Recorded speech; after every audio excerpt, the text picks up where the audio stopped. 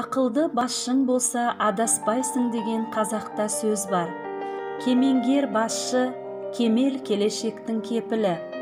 Еліміздің ертеңгі тізгінін ұстайтын, ғаламдық дамудың көшінен қалдырмай өрге шығарар оқушы тәрбиелеу, ұстаздарға жүктелген жауапты міндет десек, сол ұстаздар мен оқушыларға жол көрсетіп, жаңа заманның ауыр жүгін қайыспай көтеріп жүрген, ауданымыздың үлкен бір білім ордасы, Рахат нөмір 1 орта мектебін басқарып келе жатқан білікті басшымыз Букаева Бибігүл Жұмаханқызы өз ісінің нағыз шебері.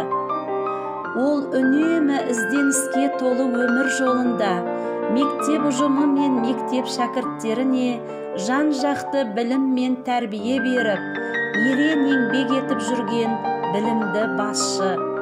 Ұстаздардың кәсіби мерекесі қарсаңында басшымызды осы төл мерекесімен құттықтап, мынадай жыр шумақтарын арнаймыз. Ақырын жүріп анық басатын, еңбектен рахат табатын, ақылды басшы, жақсы ұстаз Бибігүл Жұмаханқызы болатын. Сабырлы, әрі байсалды, мінезімен көпке жағатын, жай күйін ойлап баршаның бәріне де уақыт табатын Бибігүл Жұмаханқызы болатын.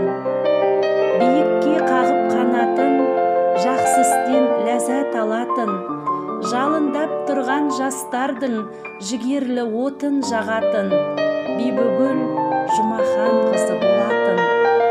Адамгершілікті сақтаған, өзіңізбен ылғи мақтанам, сіз айтқан әрбір ақылмен болашақтарға аттанам.